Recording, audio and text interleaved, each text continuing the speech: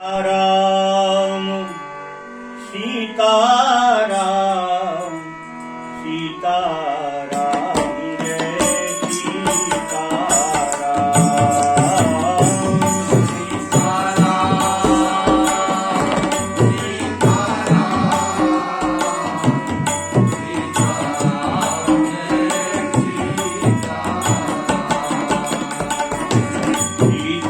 सीताराम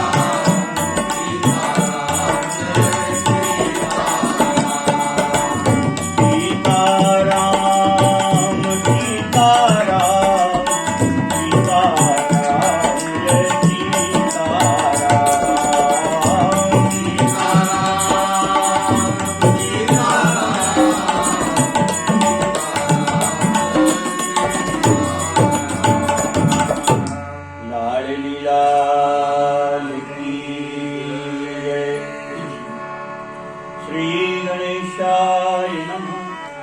श्री सरस्वत्यै नमः। श्री परम गुरु चरण कमलेभ्यो नमः। श्रीमते रामानुजाय नमः।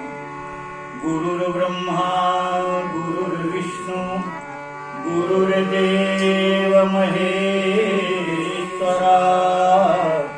गुरु साक्षात् परब्रह्म तस्मै श्री गुरुवे नमः। अतुलित बलधामं हेम शैलाभदेहं धनुर्वन कृशानं ज्ञानिनामग्रगण्यं सकल गुण निधानं वानराणां धीशं रघुपति प्रिय भक्तं वातजातं नमामि। सियावर रामचंद्र महाराज की जय। 120 दोहा के नीचे चौपाई है मानस सरोवर कहु समझाए। मानस रोग कहु समझाई, सर्वज्ञ तपाई।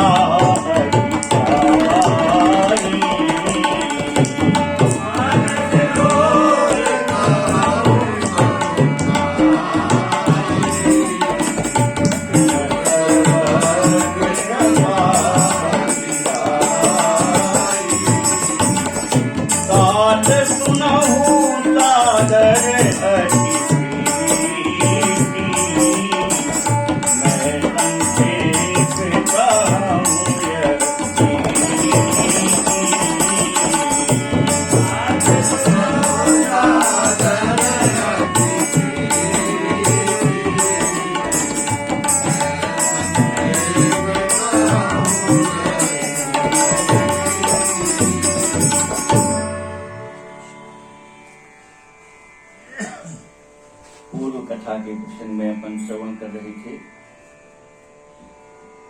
कागभूषुंडी जी ने पक्षीराज गरुड़ जी को ज्ञान और भक्ति का भेद समझाया।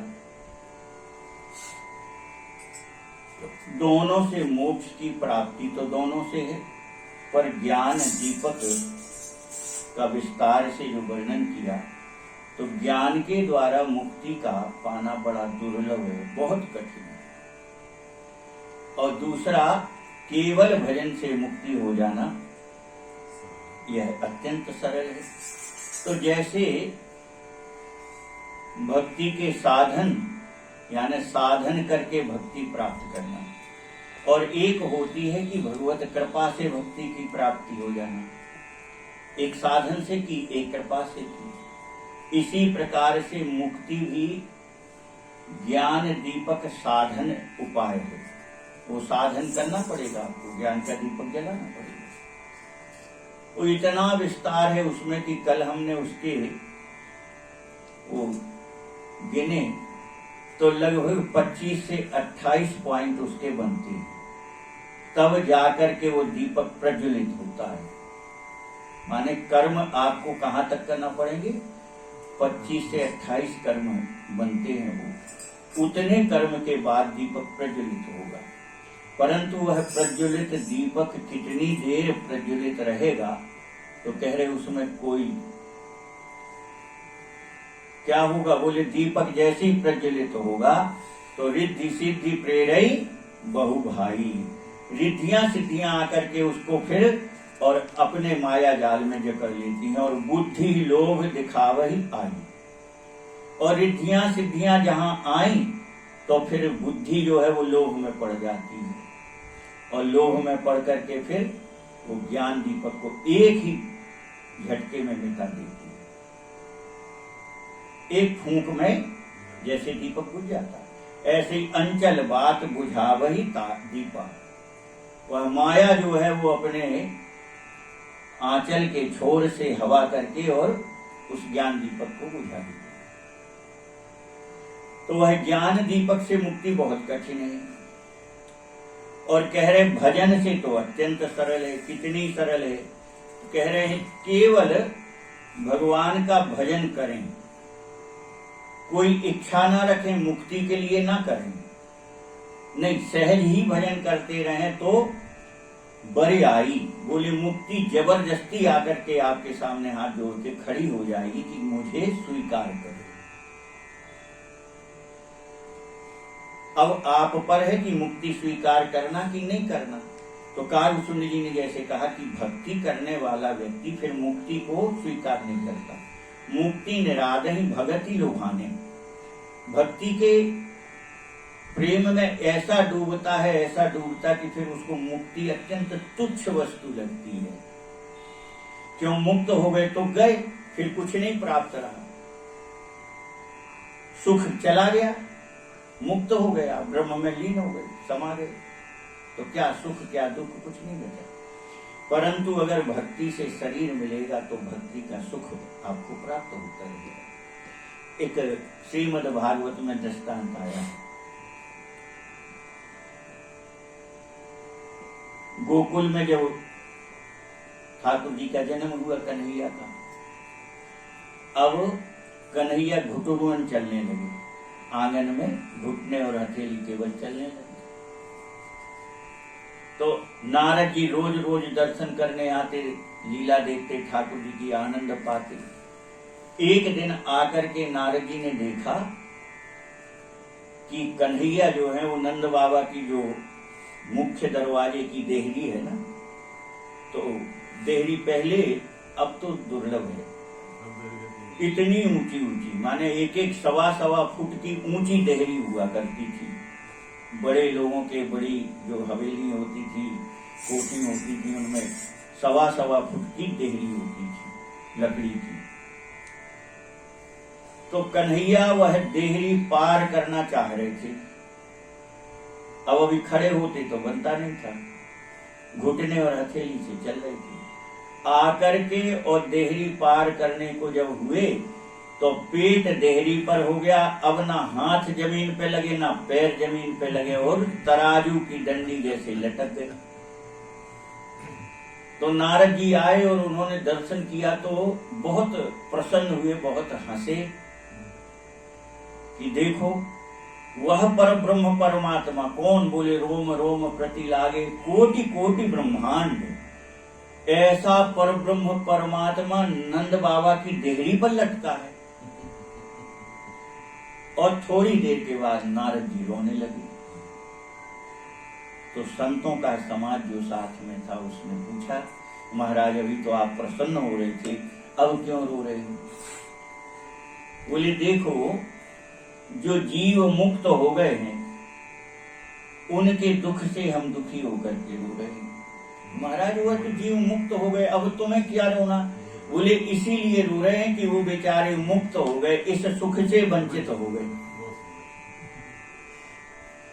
मुक्त ना हुए हो तो कभी कभी दर्शन हो जाते, दर्शन ना होते तो इस कथा को सुन के सुख तो ले पाते, पर इस सुख से वंचित हो गए वह जीव।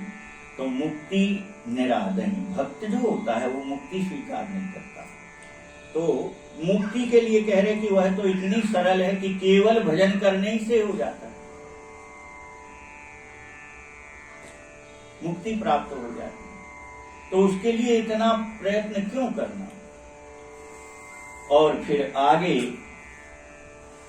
गरुजी महाराज ने अत्यंत विनम्रता से कालसुंद जी से कहा कि प्रभु आपकी कृपा, आपका मुझ पर प्रेम देख करके अब मेरा कुछ और प्रश्न है, तो वह भी पूछना चाहता है। कालसुंद जी ने आदर से कहा कि प्रभु आप निसंकोच होकर के पूछो।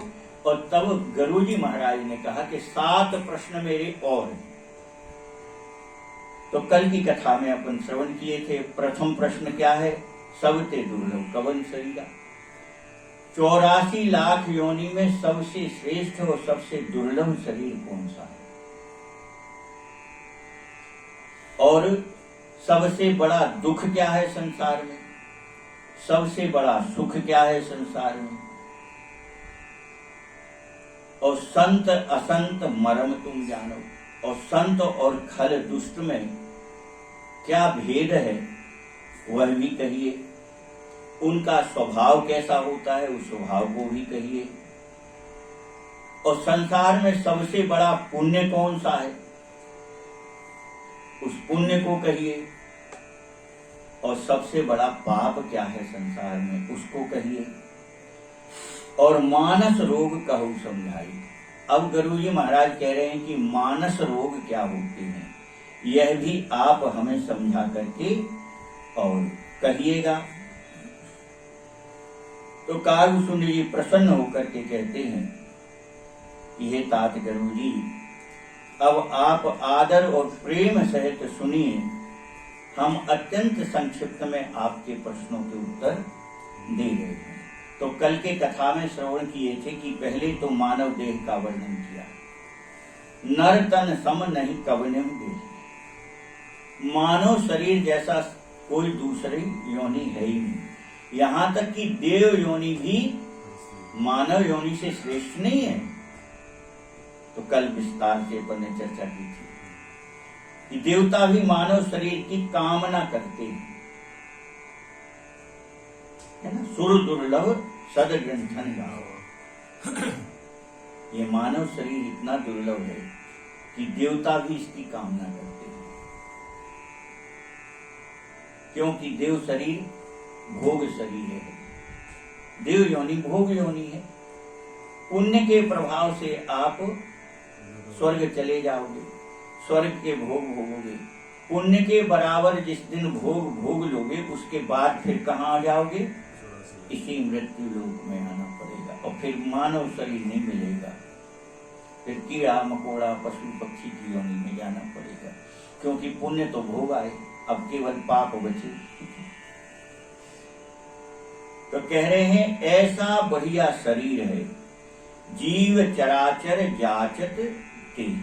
84 लाख योनि में मानव शरीर की कामना सभी जीव करते हैं, जड़ चेतन जीव जगत करता है, और नर्क स्वर्ग अपवर्ग नशेनी, ज्ञान विराग भगति सुख दे।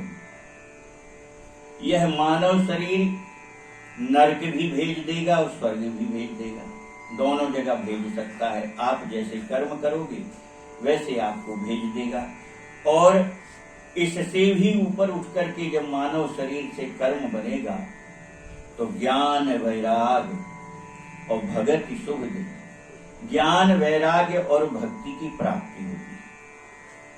अब यहाँ एक बात समझने की है कि जब पुण्य के प्रभाव से स्वर्ग मिलता है और हम पुनः मृत्यु लोक में आ जाते हैं, तो फिर वो कौन से पुण्य है जिसके प्रभाव से हमें भक्ति मिलती है, वो कौन से पुण्य है? कोई पुण्य तो होगा जिसके प्रभाव से हमें फिर भक्ति मिलती है, स्वर्ग ना जाना पड़े, नरक ना जाना पड़े और भक्ति की प्राप्ति हो। तो हम जो संसार में परमार्थ के कार्य करते हैं ये सब स्वर्ग के देने वाले हैं। कौन से कार्य? निःशुल्क चिकित्सालय खुल गया, निःशुल्क चिकित्सा करते हैं, दीन दुखी जो भी आ जाए सबकी चिकित्सा होती। निःशुल्क अन्न क्षेत्र खोल दिया, कोई भी आए भरपेट भोजन पाए। इस तरह के जो कार्य हैं इनके पुण्य के प्रभाव से स्वर्ग मिलता है। आपने जीवों को सुख का साधन दिया तो आपको भी विषय भोग सुख मिलेंगे, परंतु उतने ही मिलेंगे जितने पुण्य हैं। तो फिर कौन सा पुण्य है जिससे हमें भक्ति की प्राप्ति हो? तो देखो, कथा का दान, नाम भगवान का दान, अखंड संकीर्तन बिठा लेते लोग, कीर्तन कराते हैं लोग। तो कीर्तन कराने वाला तो यजमान एक होगा, संकल्प एक का होगा, परंतु हजारों आदमी जो कीर्तन से लाभ लेते हैं। कथा कराने वाला यजमान एक होता है, पर हजारों लोग जो कथा श्रवण करते हैं तो श्रवण करने वाले, उसमें सम्मिलित होने वाले जितने व्यक्ति हैं उनका 10वांश भाग उस यजमान को मिलता है, और खुद का तो पुण्य है ही उसका। और इस पुण्य के फल से फिर आपको भजन में की प्राप्ति, संत मिलेंगे, आपको संत मिलेंगे, फिर संत के माध्यम से आप भगवत प्राप्ति तक पहुंच जाएंगे। ऐसे पुण्य होते हैं। मंदिर बनवा दिया, ठाकुर जी की सेवा पधरा दी, हजारों लोग भगवान के दर्शन करते हैं, भगवान के प्रति भाव बनता है, तो उनके पुण्य से पुण्य प्राप्त होगा। ये सब कार्य, ये भगवत प्राप्ति के कार्य कराएंगे पुण्य। तो इस प्रकार से भक्ति तक प्राप्त हो जाती है इस मानव शरीर में। अब कह रहे हैं 7 प्रश्नों के हमें दक्षता न हो, 7 प्रश्न क्या थे, उनके उत्तर में 7 में बता दें। अभी हमने प्रश्न गिनाए, कल हमने जो उत्तर क्या थे, अब उत्तर ये शुरू हो रहे हैं। अच्छा। अब उत्तर शुरू हो रहे हैं। कल तो नहीं हो बताया था। नहीं, कल प्रश्न तक हुआ था, ये मानस रोग तक के प्रश्न हैं। अब यहाँ से शुरू कर रहे हैं उत्तर देना। तो पहला प्रश्न था कि दुर्लभ देह कौन है, तो उसका उत्तर ये हो गया मानव देह। अब आगे वह उसके कौन सा बड़ा दुख, कौन सा सुख, इस सब के उत्तर मिलेंगे।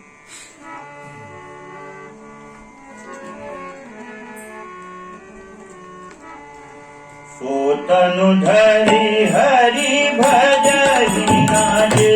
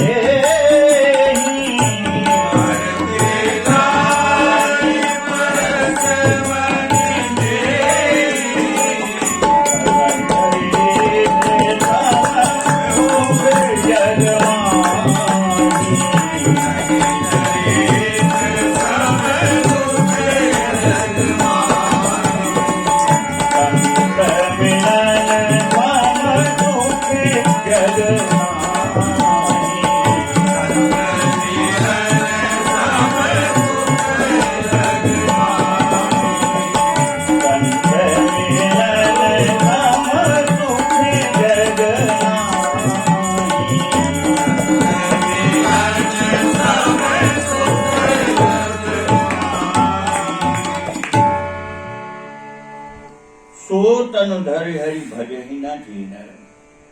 मानव शरीर पाकर के जो व्यक्ति भगवान का भजन न करे और अत्यंत निम्न विषयों में डूबता चला जाए, मंद मंद तक, कैसे नीच से नीच विषयों में डूबता चला जाए, तो उसकी दशा कैसे है? बोले कांच किरच बदलेते ले ही और करते डार परस मणि दे। बोले हाथ आई पारस मणि फेंक करके और कांच के टुकड़े बटोरता रहता। तो यह पारस मणि है देह। ऐसी मानव देह पारस मणि को पाकर के और विषयों के कांच बटोरते रहते। इससे भजन करे तो ये सार्थक हो जाए शरीर। पर ऐसा सुंदर शरीर से भजन रूपी पारसमणि का प्रयास तो करता नहीं है। भजन रूपी पारसमणि को छोड़ करके और संसार के विषय रूपी कांच के टुकड़ों में उलझ जाता है। अब कह रहे हैं, पूछा था बड़ दुख कवन और कवन सुख भागा। कौन सा दुख बड़ा है, कौन सा सुख बड़ा है? तो कह रहे हैं संसार का सबसे बड़ा दुख है नहीं दरिद्र सम दुख जरूर। संसार का सबसे बड़ा दुख है दरिद्रता। अब दरिद्रता से लोग गरीबी से लगा देते हैं। गरीबी दरिद्रता में बहुत अंतर है, जमीन आसमान का अंतर है। गरीबी दरिद्रता में नहीं, जमीन आसमान का अंतर है। दरिद्रता का मतलब है असंतोषी व्यक्ति, जिसको कहीं संतुष्टि नहीं है, जो लाख की कामना करता है, लाखों की कामना करता है, जब उसको लाखों मिलने लगते तो फिर करोड़ों की कामना करता है, करोड़ों मिलने लगते तो अरब खरब, और उसकी संतुष्टि समाप्त ही नहीं होती जीवन भर, वह दरिद्र है। दरिद्र वह है। गरीबी तो मानवता का आभूषण कहा गया है। ये बीच में कुछ लोगों ने इतना भ्रमित किया है सनातन धर्म के शब्दों को। सुदामा दरिद्र नहीं है, लोग दरिद्र करके उसका संबोधन करते हैं। सुदामा गरीब तो है, दरिद्र नहीं है। सुदामा जैसा निष्काम भक्त द्वापर में कहीं है कोई दूसरा? तो बताओ, एक भी बता दो।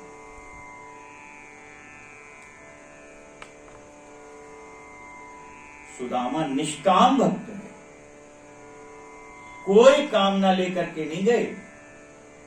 पत्नी कहती थी तो कह देती थी नहीं, मांगने के लिए तो हम नहीं जाएंगे। और तब उन्होंने कहा कि चलो मांगने न जाओ तो कम से कम मित्र से मिल तो आओ। हाँ, मिलने चले जाएंगे। और मिले ही, कहीं सुदामा जी के मुखारविंद से ये नहीं निकला कि कन्हैया हमारे दिन बहुत कष्ट में बीतते। ऐसा कहाँ कहा? जरा भी नहीं कहा। और कथा तो स्पष्ट करती है कि जब चलने लगे तो वो फटे पुराने कपड़े पहना दिए। रुक्मणी जी और सत्यभामा जी ने कहा भी कि प्रभु ये क्या कर रहे हो आप? बोले नहीं, उसको इसी में सुख मिलेगा। और सुदामा जी प्रसन्न होकर के चल दिए थे। निष्काम भक्त। त्रेता का निष्काम भक्त कौन है?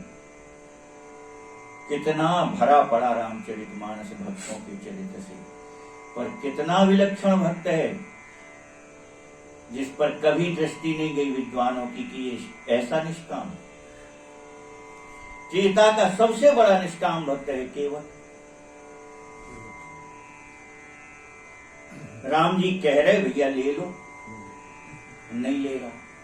राम जी ने समझा शायद मुद्रिका में कीमत कम लग रही हो, तो कह रहे भैया कुछ और मांग लो, जो चाहो सो मांग लो, हम देने से इनकार थोड़ी कर, तुम्हारी जो इच्छा हो सो मांग लो। और अंत में कहां तक चले गए? बोले बहुत कीन प्रभु लखन सिय नहीं कछु केवट ले। विस्तार नहीं करेंगे, हम संक्षिप्त में यह बात पूरी करेंगे क्योंकि ये तो बहुत विस्तार में हम कथाओं में सुनाने लगे। पर आप विराजे हैं इसलिए केवल हम सूत्र भर में नहीं भगवान, आप तो नहीं, सूत्र में हम आपको हम डूबने आए हैं। तो केवट में निष्कामता की पराकाष्ठा है। क्यों? सामने कौन मना रहा है इसका विचार तो करो आप। कोई साधारण देवता है क्या? नहीं, जिससे अनंत कोटि करोड़ों करोड़ों ब्रह्मा भगवान विष्णु भगवान शंकर उत्पन्न होते हैं। उपजहि जासु अंशते नाना शंभु विरंच विष्णु भगवाना, वह परब्रह्म परमात्मा राम जी स्वयं मना रहे हैं। भैया केवल तुम्हारी जो इच्छा हो सो लो। ये केवट जानता था कि परब्रह्म है जी। हाँ, तो कथा ठाकुर जी कृपा करेंगे, अब आपको चस्का लग जाए और फिर सुनोगे केवट संवाद। जब सुनोगे आप तो आप आश्चर्य करोगे कि ये केवट संवाद तो विलक्षण। तो राम जी परब्रह्म परमात्मा सामने खड़े होके मनाए केवट जैसे को, और केवट कहे हमें कुछ नहीं चाहिए, अब कछुनाथ न चाहिए मोरे।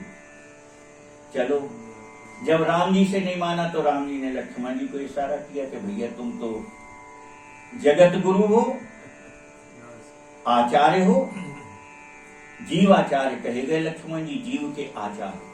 तो आप जीवाचार्य पद पर हो, ये जीव है, आप इसके आचार्य गुरु हो, आप समझाओ।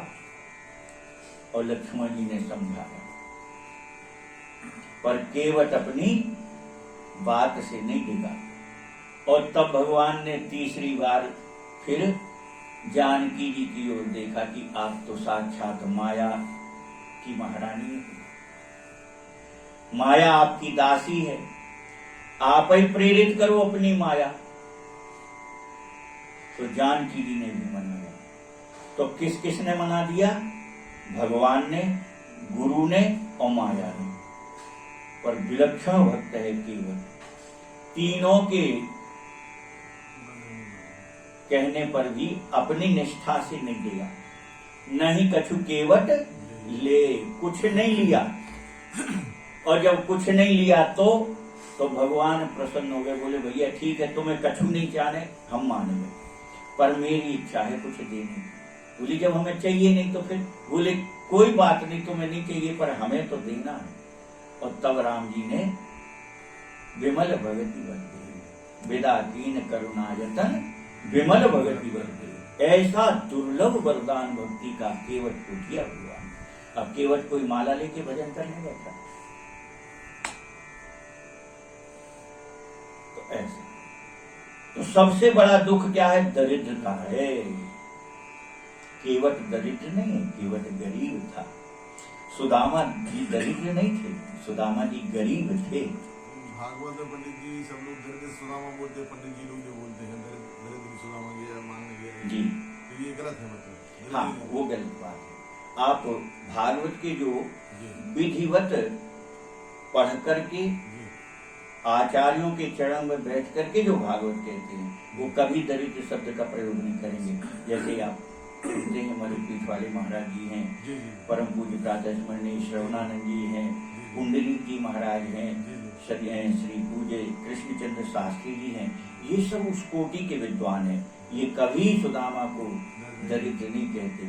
अपने अभी जो शरीर छोड़ दिया इस कोरोना काल में, परम पूज्य प्रातः स्मरणीय श्री श्यामदास जी महाराज जबलपुर गीता धाम पर, वह भी कभी सुदामा को दरिद्र नहीं कहते। वह भी सुदामा को हमने सबसे पहले उन्हीं से सुना था कि सुदामा जैसा निष्काम हो। किस जगह के कुंभ में? उज्जैन के कुंभ में।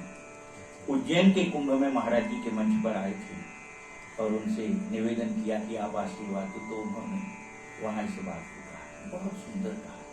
अपने यहाँ शताब्दी महोत्सव में दीप प्रज्वलन के लिए महाराज जी आए थे जबलपुर से। तो दरिद्रता वह है कि जहां संतुष्टि नहीं है। तो नहीं दरिद्र सम दुख जग नहीं। और सुख क्या है? बोले संत मिलन सम सुख जग नहीं। संत के मिलन से बड़ा सुख कुछ नहीं है संसार में। गोस्वामी जी महाराज ने एक जगह लिखा है नारद जी के चरित्र में, कह रहे हैं बिछुरत एक प्राण हर ले, मिलत एक दुख दारुण ले। नारद जी के जन्म की कथा है। जन्म से बहुत गरीबी थी और माँ उनकी संतों की सेवा करती थी, बर्तन मांजना, चौका लगा देना, झाड़ा पोछी कर देना। तो नारद जी वहीं खेलते रहते थे। तो संतों की प्रसादी होती तो संतों की जूठन नारद जी को मिला करती थी और उस संतों की जूठन से ऐसा प्रभाव हुआ नारद जी के भीतर, वैराग्य हो गया। अब उनको माँ ऐसा ही लगने लगी कि ये कब प्राण छोड़ दे तो हम भजन में लग जाएं। और एक दिन उनकी माँ को सर्प ने काटा, माँ मर गई और नारद जी प्रसन्न होकर के भजन करने लगे। तो संत मिलन सम सुख जगत। संत मिलन जैसा सुख कुछ नहीं है। क्यों? संत मिल गए तो फिर भगवान तो मिला ही मिलाया है, फिर भगवान दूर नहीं है। पर एक बात और हम कहेंगे, अभी इसी फरवरी में भक्तमाल सम्मेलन होता है गाजियाबाद में। परम पूज्य महाराज जी श्री मलुपीठ वाले महाराज जी की अध्यक्षता रहती है। बहुत से विद्वान, बहुत से संत भगवान वहाँ भक्तमाल पर बोलते हैं। इस बार कुछ ऐसा संयोग बना कि महाराज जी की फ्लाइट लेट हो गई, 3 घंटे से ऊपर लेट हो गई। तो समय जो था वो विद्वानों का सब निकल गया। अंत में महाराज जी को लेने हम भी गए थे एयरपोर्ट, तो हम उन्हीं के साथ लौटे। तो संचालक महोदय ने सीधा महाराज जी के नाम को घोषणा कर दी कि महाराज जी का आशीर्वचन सुनेंगे। तो महाराज जी ने उनको बुला के कहा, हमारा नाम लेकर के नहीं, हमारे पहले हुए भैया बोले। तो अब संचालक महोदय ने घोषणा की हमारे नाम की और निवेदन किया, क्योंकि समय की बड़ी संकट की स्थिति में तो 5-10 मिनट का समय आपको दिया जाता है। तो हमने कहा कि कोई बात नहीं, 10 मिनट भी बहुत होता, 5 मिनट में ही हम अपनी बात पूरी करेंगे। और ठाकुर जी की कृपा से 4 मिनट 40 सेकंड है, 4 मिनट 40 सेकंड में हमने अपनी बात पूरी कर ली। तो उस दिन हमारे मन में आया कि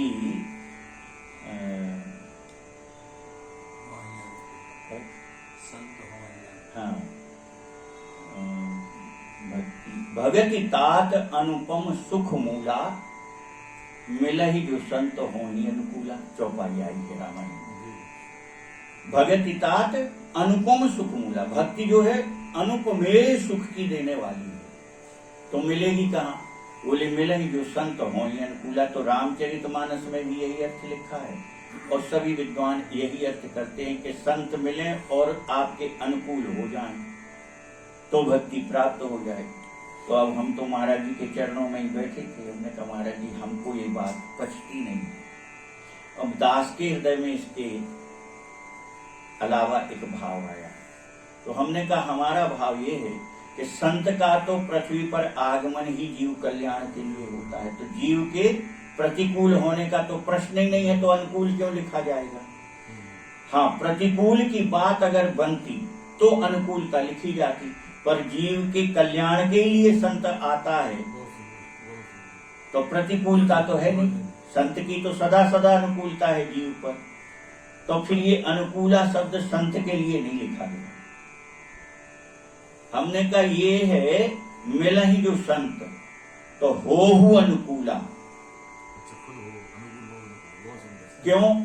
संत भगवान हमारे यहाँ आए, अब वो आकर के बैठे, हमने जलपान कराया और अपना टीवी चला करके और न्यूज देखने लगे या सीरियल देखने लगे। अब संत भगवान बैठे, तो आप क्या संत भगवान के अनुकूल हुए? नहीं हुए ना। संत तो मिले पर आप अनुकूल नहीं हुए, तो प्राप्ति क्यों होगी? कुछ प्राप्ति नहीं होगी। संत मिले और आप अनुकूल हो जाओ तो आपकी अनुकूलता कायम है।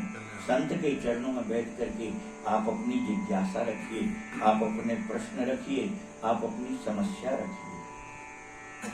तो आपको संत के अनुकूल होना है तो भक्ति मिल जाएगी। संत तो मिल जाएगा पर अनुकूलता आपकी होनी चाहिए संत के लिए। तो संसार में सुख संत भगवान के मिलन से बढ़ के सुख कुछ नहीं है। क्यों? कृपा भक्ति मिल गई आपको सीधी। संत मिल गए माने कृपा भक्ति मिल गई।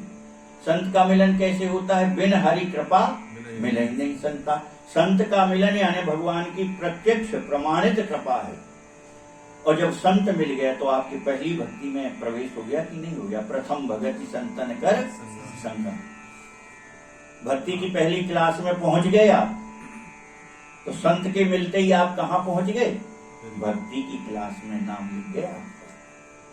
अब आपको केवल अपनी योग्यता से उसमें दक्षता पानी है। क्या? संत की सेवा करो। संत भगवान कथा सुनाएंगे, चित्त से आदर सहित उस कथा को सुनो तो कथा में रति हो जाएगी। फिर गुरु की प्राप्ति हो तो गुरु के चरणों की सेवा करो तो अभिमान मिट जाएगा, आप अमानी हो जाओगे। गुरु पद पंकज सेवा तीसरी भक्ति अमानी। और जब अमानी हो जाओगे तो फिर प्रेम सहित भगवान के गुण गाओगे, चरित गाओगे। चौथी भक्ति मम गुणगण करे कपट। इस प्रकार से 9 ही भक्ति आपको मिल जाएगी। तो संत से बढ़कर के सुख संसार में होता ही नहीं है। संत मिलन सम सुख जगना है। पर उपकार बचन मन काया, उपकार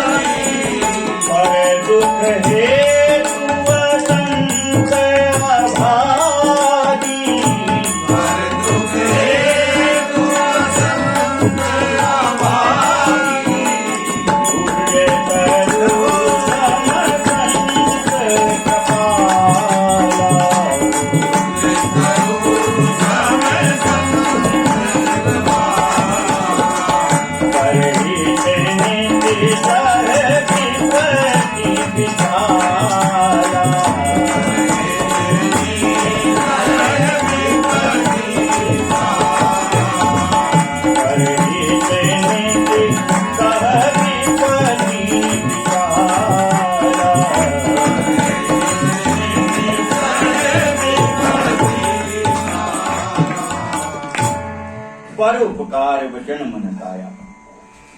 मन वाणी से जो केवल उपकार में लगे हैं वही संत है। संत का गुण क्या है? परहित हेतु सबन की करनी, संत विटप सरिता गिरि धरनी। संत वृक्ष, नदी, पर्वत और पृथ्वी, ये 5 केवल पर उपकार के लिए प्रकट हैं, अपने लिए कुछ करते क्या? संत भगवान का अपना कोई कल्याण का प्रश्न ही नहीं है, वो तो कल्याण स्वरूप ही है, भगवान का ही स्वरूप है। संत भगवंत निरंतर अंतर नहीं, फिर क्यों आता पृथ्वी पर? बोले जीव के कल्याण करने के लिए, जीवों का उद्धार करने के लिए, जीवों को भगवान की प्राप्ति कराने के लिए संत। वृक्ष केवल दूसरे को देता है, आपसे कुछ लेता थोड़ी है। स्वयं अपना मधुर फल, कभी किसी वृक्ष को देखा कि वो अपना फल खाने लगे? रसाल आम फलों का राजा कहा गया, उसका नाम ही रसाल है, रस का आलन है। इतने किस्म के, कितने मीठे मीठे, कितने स्वाद होते हैं आम। किसी आम को देखा कभी अपना फल खा रहा? नहीं, संसार के लोगों को देखा। नदी जल लेकर के बहती तो जीवों के लिए, पृथ्वी दे रही है जीवों के लिए, पर्वत दे रहा है हम आपके लिए, पर आपसे कुछ नहीं चाहता। तो संत का तो जन्म ही उपकार के लिए है। संत सहज स्वभाव खगराया। पक्षीराज गरुड़ जी, संत का स्वभाव अत्यंत सरल होता है। कितना सरल होता है महाराज? चाहे छोटा सा बालक 3-4 वर्ष का और चाहे संत, एक जैसे स्वभाव होंगे। हमारे यहाँ एक महात्मा जी आते थे, चित्रकूट के थे, बड़े इतने मस्त रहते थे, उनका नाम ही था मस्तराम बाबा। महाराज इतना 24 घंटे भजन, और जब लोगों में बैठे तो सबको हंसाना। जाने कितने किस्म की बोली जानते थे, तरह तरह, एक साथ 2-2, 3-3 उसके बोली दिखा दी। 2 बिल्ली में झगड़ा हुआ तो एक बिल्ली कैसे बोल रही है, दूसरी बिल्ली कैसे बोल रही, गजब गजब की कलाएं थी। अच्छे भक्त, बहुत अच्छे भक्त। हम उनकी कुटिया पर भी हो आए थे चित्रकूट में, हमें ले गए थे दादा से कहते, ये दादा नील भैया को हम चित्रकूट दर्शन करा ला, ले गए। तो संत सहज स्वभाव खगरा। संत का स्वभाव सहज सरल होता है, अत्यंत सरल होता है, बालकों के जैसी सरलता होती है और केवल उपकार में लगे रहते हैं। कैसे होते हैं उनके स्वभाव? तो कह रहे संत सहै दुख परिहित लाभ। संत दूसरों को सुख पहुंचाने के लिए कष्ट सहन कर लेता है। अपना उनका कोई दुख नहीं होता, पर दूसरे के दुख से दुखी होकर के उसको दुख से मुक्त करने के लिए कष्ट उठाते रहते हैं। पर दुख हेतु असंत अभागी, और इसके विपरीत जो फल होता है वो तो केवल दूसरों को दुख देने के लिए ही पैदा होता है। पर दुख हेतु, दूसरे को दुख देना ही उसका जीवन का लक्ष्य है। ऐसे खल होते हैं, दुष्ट होते हैं। तो इतने ही में नहीं माने कार्य सुनिए, कह रहे भूल तरु सम संत कृपाला, और परहित नित्य सह विपत्ति विशाला। संतों का गुण कैसा होता? बोले भोजपत्र का जो वृक्ष होता ना, ये वृक्ष की छाल है। भोजपत्र जो होता ना, वृक्ष की छाल है। तो वह वृक्ष अपनी चमड़ी निकलवाता है, काय के लिए? आप सबको लिखने को। ये कागज तो बाद की, पहले भोजपत्र पर लिखा जाता था। तो वृक्ष अपनी चमड़ी निकाल क्यों देता था? आपके हित के लिए, आपका कार्य बन जाए, आपके उपयोग के लिए। तो कह रहे उस भोज वृक्ष की तरह ही संतों का स्वभाव होता है। अपन कितने ही विपत्ति में पड़ जाएंगे वो दुख उठा लेंगे, पर दुखी जीव को कैसे सुखी कर दें इसके लिए अपने दुख की चिंता नहीं करेंगे, अपने कष्ट की चिंता नहीं करेंगे। महाराज हम क्या कहें, ठाकुर जी ने बड़े विलक्षण अनुभव कराए। सन 92 में वृंदावन गए होली के पर्व पर। पहली बार हम लोग होली के पर्व पर गए। एक संत भगवान की कुटिया है गहवर में, 10 बाई 10 की कुटिया थी। अब उसमें मालूम कितने लोग सोए थे हम लोग रात में? 13 लोग। कितनी कुटिया है? 10 बाई 10 की कुटिया है। उसी में उनकी सब गृहस्थी थी, उसी में भगवान बैठे थे, उसी में हम 13 लोग सोए थे। आश्चर्य नहीं होता? स्वयं संत भगवान नहीं सोए थे उसी दिन। वो अपनी आसन लगा के बैठ गए, ग्रंथों को रख के। बिजली थी नहीं, लालटेन जलाए थे। बाकी 2 जन तखत पे सो गए संत भगवान, 2 जन संत भगवान तखत के नीचे सो गए। और बाकी के हम लोग एकदम सट सट के, कोई ऐसे कोई वैसे, कोई पैर की उधर, कोई इधर, कोई उधर, ऐसे सो। आपके इधर एक मेहमान आ जाए तो इतने बड़े घर में जगह कम पड़ जाती है। पर संत दूसरे को भर कष्ट नहीं दे सकता, अपन भले कष्ट उठा ले। वो पूरी रात जगते पढ़ते रहे। 4 बजे स्नान किए, परिक्रमा लगा के 1 घंटे के भीतर आ गए। वर्षा में आए तो अपने नियम में लग गए। सबके भोजन की, बाल की, चाय की सब व्यवस्था करनी। ये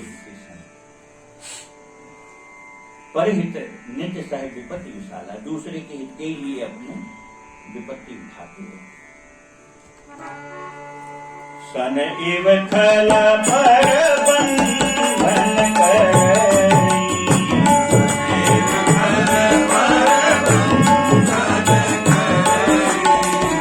हाल कहाई विपत्ति कहे मरे।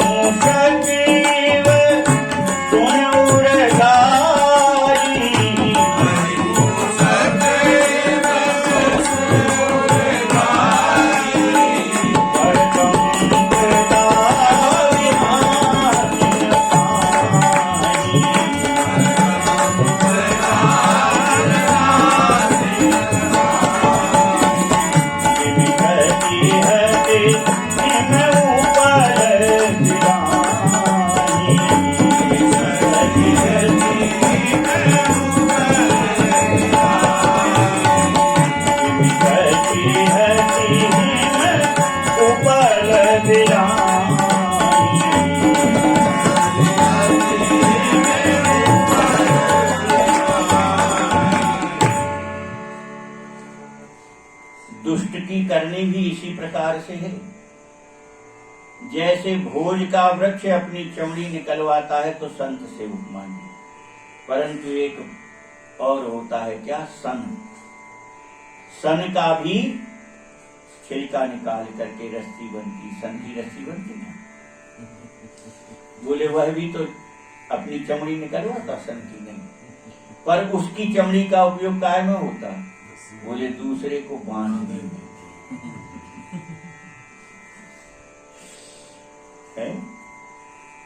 सन एवं खल पर बंधन करी, दूसरे को बांधने के उपयोग आती रस्सी। तो ये अपनी चमड़ी निकलवाता है दूसरे को कष्ट देने में। दूसरे को बांधोगे तो कष्ट ही होगा उसको, नहीं। खाल कड़ाई विपत्ति से, ये भी अपनी चमड़ी निकलवाता है विपत्ति से, ऐसा प्रकार के लिए दूसरे को दुख देने के लिए। तो खल का स्वभाव कैसा होता? बोले खुद कितना ही कष्ट हो जाए, हमारी 2 फूटे फूट जाए, पड़ोसी की एक फूट जाए, ऐसा खल का स्वभाव होता है। खल बिन स्वार्थ पर अपकार, इनका कोई स्वार्थ बन रहा हो और दूसरे का अनिष्ट करें, ऐसा नहीं। खुद का कोई स्वार्थ नहीं है, पर दूसरे का अनिष्ट होना चाहिए। हमारा कुछ बने बिगड़े चाहे ना बने बिगड़े, पर दूसरे का अनिष्ट होना चाहिए, इनका यही लक्ष्य होता। जैसे बोले जैसे चूहा, बताओ चूहा को कपड़े, नए कपड़े आप ला के रखे, रात में कुतर गए तो उसको क्या मिला? एक आध दिन पेन भी मिली हो तो बताओ, पेट भरा हो तो बताओ क्या मिला? उसको कुछ नहीं मिला, पर दूसरे की हानि कर गया। तो जैसे चूहा, उसको कुछ प्राप्त नहीं होता पर दूसरे का नुकसान करता रहता, ऐसे ही दुष्ट है, वो केवल दूसरों की हानि के लिए पृथ्वी पर आता है। और पर संपदा विनाश नशा, दूसरे की संपत्ति को नष्ट करना ही इनके जीवन का उद्देश्य होता है। कैसे? बोले जिमी शशि हित हिम उपल विदाई। जैसे ओले जो हैं, बताओ ओले गिरते हैं तो फसलें नष्ट हो जाती हैं। अब फसल नष्ट करने पर ओले को कुछ मिलता हो तो बताओ? नहीं, खुद नष्ट होता है और फसल नष्ट कर जाता है। दुष्ट खुद भी बर्बाद होता है, मरता है और दूसरे को हानि पहुंचाता। ये मानव मन जो है, ये इसकी प्रत्यक्ष प्रगट में इससे बड़ा उदाहरण क्या होगा कि खुद मरता है और कई लोगों को मार जाता है, और खुद भी बचा हो सोने वो भी मरता है। तो ये है वह दुष्ट। कह रहे हैं दुष्ट उदय जग आरत हेतु। दुष्ट का जन्म ही दूसरों को कष्ट के लिए होता है। कैसे? बोले जैसे केतु ग्रह जो है, इसका उदय होने पर संसार में बहुत प्रकार की विपदाएं आती हैं। इसी को धूमकेतु कहते हैं, इसी को पुच्छल तारा कहते हैं। पुच्छल तारा जब उदय होता है तो संसार में बहुत प्रकार के अनिष्ट होते हैं। जब जब उदय होता है उस वर्ष में बहुत हानि होती है, प्रकृति से लेकर के मानव हानि। तो वह उदय होकर के किसी को सुख थोड़ी देता, उसका तो उदय होता परंतु वो केवल दूसरों के कष्ट के लिए होता है। इसी प्रकार संसार में दुष्ट हैं, वो जन्म लेते हैं तो उन्हें सुख मिलता हो सो कोई बात नहीं, वह दूसरों के कष्ट ही कष्ट के लिए जन्म लेता है। संत उदय संत दुखकारी,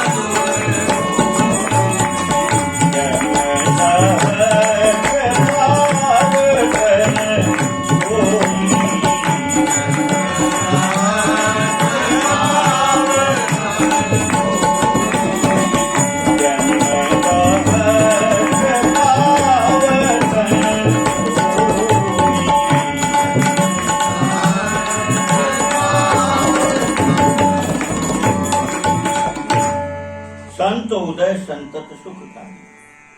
संतों का तो पृथ्वी पर आगमन सुख देने के लिए ही होता है।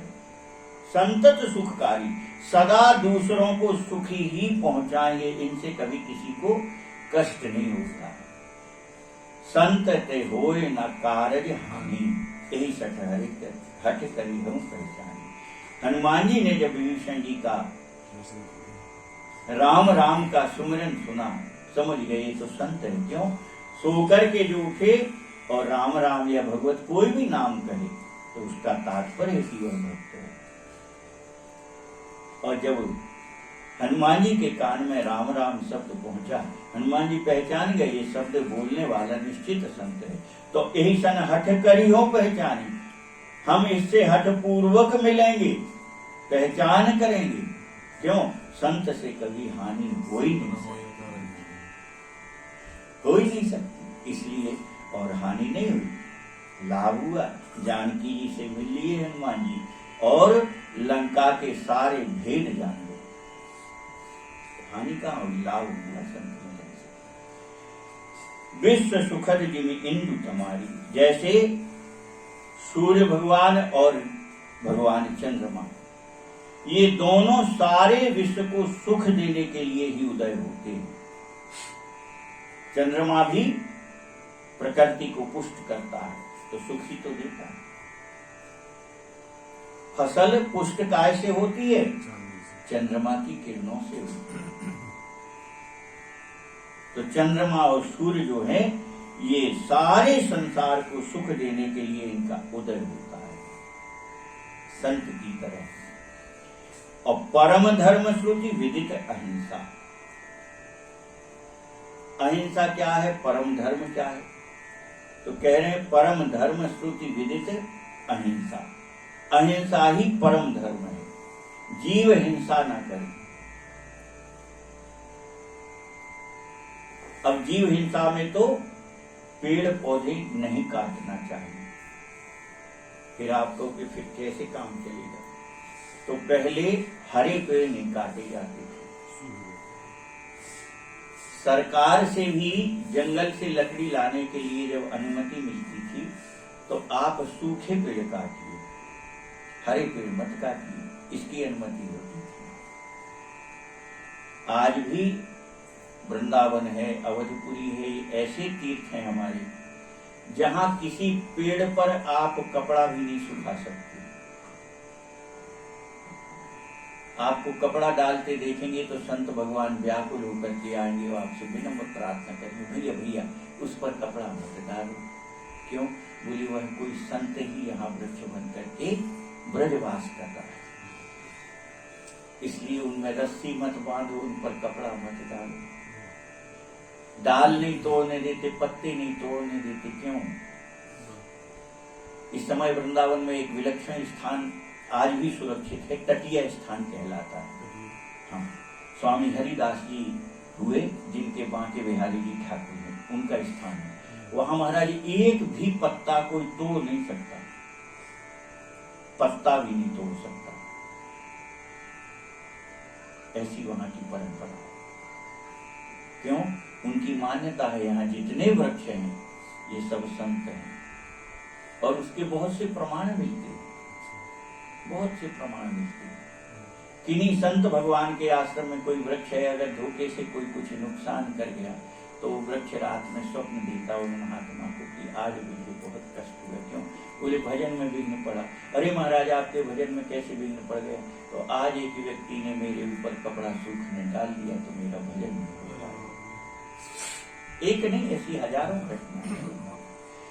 तो अहिंसा का तात्पर्य फिर यहां तक है कि केवल चेतन जीव की बात नहीं, जड़ जीव पर भी हमको इतना अहिंसात्मक व्यवहार रखना चाहिए, हिंसा नहीं करनी चाहिए। पर निंदा सम अघ्न घरीसा, और दूसरे की निंदा के समान जैसा कोई दूसरा पाप नहीं है। गुरु जी ने पूछा था ना कि कहु कवन अघ परम कराला, सबसे बड़ा पाप क्या है? तो कह रहे हैं पर निंदा सम अघ्न घरीसा, दूसरे की निंदा से बढ़कर के कोई भारी पाप नहीं।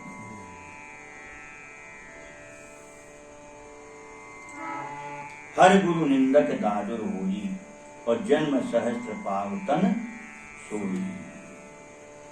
भगवान शंकर जी की और गुरु महाराज की निंदा करने वाला जीव मर करके फिर मेंढक की योनि में जाता है, दादुर होई, मेंढक होता है। और फिर एक जन्म मेंढक के में पूरा नहीं पड़ता है, नहीं। भगवान शंकर जी की और गुरु की निंदा करने वाला जीव हजारों हजारों जन्म मेंढक के लेना पड़ते उसको। जन्म सहस्त्र पाव तन सोई, मेंढक के हजारों जन्म लेने पड़ेंगे, हजारों बार मेंढक के शरीर में जाना पड़ेगा उस जीव को, जो गुरु की निंदा करे, जो भगवान शंकर जी की निंदा करे।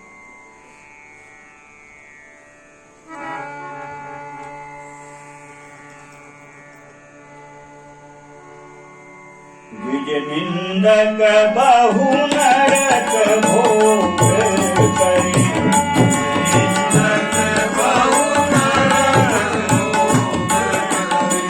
जग जनमय पायत धरी धरी,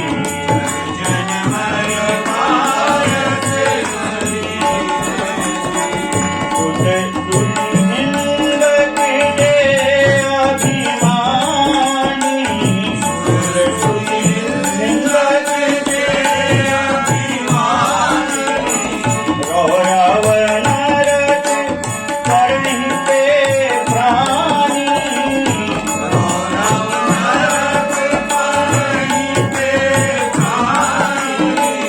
सोहि रूप कंस निंदा रति,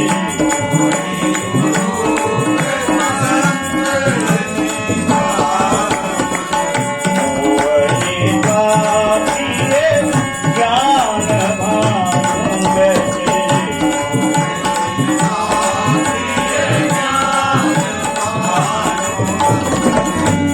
मोहि पापिये ज्ञान भानु बसे।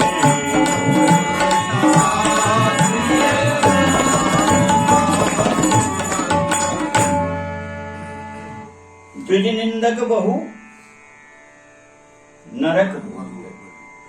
ब्राह्मणों की निंदा करने वाला व्यक्ति भी बहुत प्रकार के नरक भोगना पड़ते हैं। और फिर जग जनमई बायस शरीर है, और संसार में उसको कौआ का शरीर मिलता है, नरकों के भोग भोगता है, और फिर उसको कौआ का शरीर मिलता है। सुर श्रुति निंदक जे अभिमानी, और जो देवताओं की और वेदों की निंदा करते हैं उन्हें रौरव नरक में जाना पड़ता है। सबसे भयानक रौरव नरक का वर्णन आया है पुराण में, तो कह रहे वह सबसे भयानक रौरव नरक में जाना पड़ता है जो देवताओं की और वेदों की निंदा करते हैं। और हों ही उलूक संत निंदार, और जो संतों की निंदा करते हैं वह अगले जन्म में उल्लू बनता है। मोह निशा प्रिय ज्ञान भानुवत, मोह रूपी रात्रि उल्लू को अच्छी लगती है, उसका ज्ञान नष्ट हो जाता है। सूर्य के समान प्रकाशवान ज्ञान उसका नष्ट हो जाता है, और उसको रात्रि में सुख मिलता है। कैसे? बोले जैसे उल्लू को रात्रि में सुख मिलता, तो किस रात्रि में? बोले मोह रूपी रात्रि में उसे सुख मिलता है, उसका ज्ञान रूपी सूर्य अस्त हो जाता है। सबकी निंदा जे जड़ करही ते चमगादर कोई अवतर नहीं। और जो सबकी निंदा ही करता रहता है, कोई हो, किसी के गुण को ना कह के केवल निंदा ही निंदा करना, अरे हम जानते उसको, अब भले ही उससे कभी नहीं मिले, किसी की भी कहो तो कुछ लोगों का स्वभाव होता, अच्छा उसकी, अरे हम जानते उसको, तो ये स्वभाव होता। तो जो सबकी निंदा करते रहते हैं, बोले वह अगले जन्म में चमगादड़ बनेंगे। इस प्रकार से, और अब कह रहे हैं कागसुन जी के पक्षीराज गरु जी, अब सुनहु तात अब मानस रोग। 7वां प्रश्न मानस रोग का है। जिनते दुख पावई सब लोगा, अब हम मानस रोग कहेंगे, जिससे संपूर्ण लोग दुख पाते हैं मानस रोग से, उस मानस रोग की चर्चा करेंगे। समय हो गया इसलिए कथा को अभी यहीं विराम करेंगे। कल अपन मानस रोग सुनेंगे, जो बहुत विलक्षण वर्णन मानस रोग का गोस्वामी जी महाराज ने किया है। आज यही विश्राम। लाली लाल की जय।